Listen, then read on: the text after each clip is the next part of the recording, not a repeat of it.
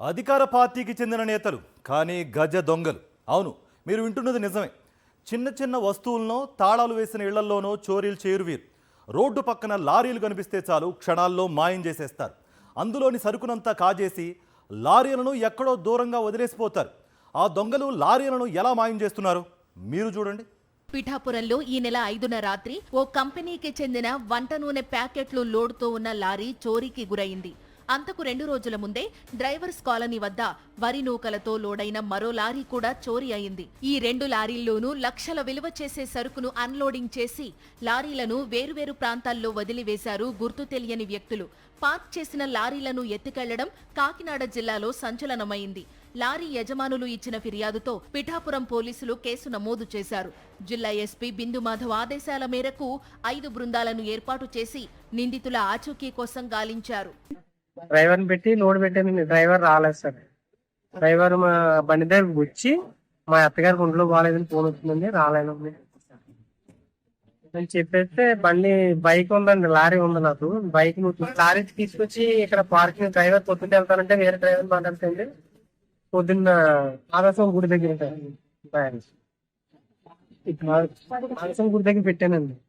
అది పొద్దున్న వచ్చి 5:30 చూస్తే లారీ లేస్తారండి sir. Palm oil sunflower oils Gemini Kakinada జెమినిపేట నుంచి భువనేశ్వర్ వెళ్తుంది సార్.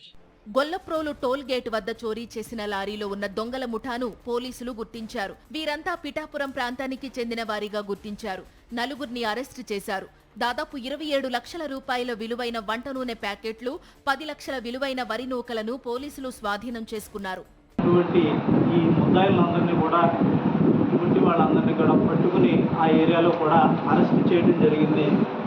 ఎవరైతే ఈ ముద్దాయిలు ఈ బెల్లంకొండ రవితేజ అనేటువంటి గతంలో కూడా ఈయన లారీ బియ్యం లోడు చోరీ చేసినటువంటి వ్యక్తిగా గుర్తించడం జరిగింది.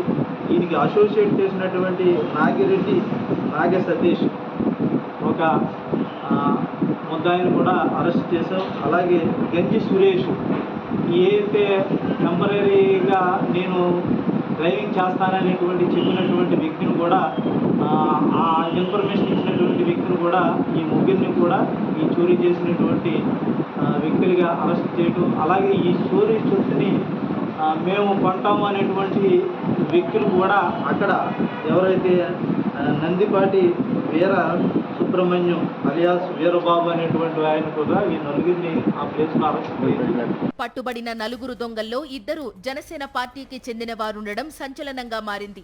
పిఠాపురానికి చెందిన బెల్లంకొండ రవితేజ, గంజి సురేష్ కాకినాడ ఎంపీ ఉదయ్ శ్రీనివాస్ కు అనుచరులు. గతంలో ఎంపీ ఉదయ్ శ్రీనివాస్ జనసేన ఎమ్మెల్సీ నాగబాబుతో ఈ 2 నిందితులు దిగిన ఫోటోలు సోషల్ మీడియాలో వైరల్ కావడంతో పిఠాపురం ప్రజలు విస్మయానికి గురయ్యారు. జనసేనలో ఇలాంటి వ్యక్తులు ఉన్నారా అంటూ చర్చించుకుంటున్నారు.